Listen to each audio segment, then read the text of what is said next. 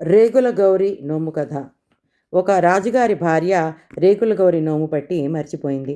ఆమెకి సంతానం లేదు. సంతానం లేకపోయిన కదా అని విచారంతో తలకట్టుకుని పరుండెను. ఆ సమయం నందు విష్ణుమూర్తి వైష్ణవుని వేషంతో వచ్చి, ఏమి అమ్మాయి అలాగ పరి ఉన్నావు అని అడగగా, సంతానం లేక చింతచే ఇలా పరిండి ఉన్నానని చెప్పెను. నీవు రేగుల గౌరి నోము పట్టి మర్చిపోయినావు, అందుచేత నీకు సంతానము కలగలేదు.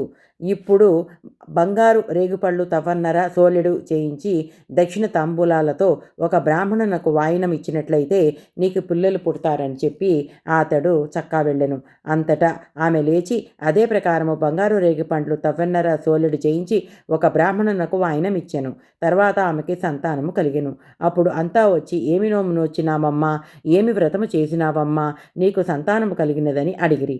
ఏమీ లేదు, నేనొకప్పుడు రేగుల గౌరి నోము పట్టి మర్చిపోయినాను.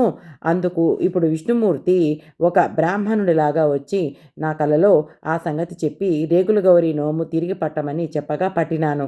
అందుచేత నాకు బిడ్డలు కలిగినారని ఆ రాజు భార్య అందరితోనూ చెప్పాను. అప్పుడు అంతా ఆ నోము పట్టి ఏడాది అక్షింతలు వేసుకొని ఏడాది అయిన తర్వాత ఉద్యాపన చేసుకున్నరి.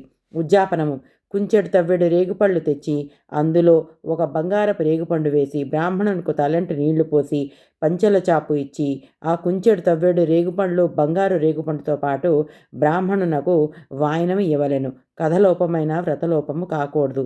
భక్తి తప్పినను ఫలము తప్పదు.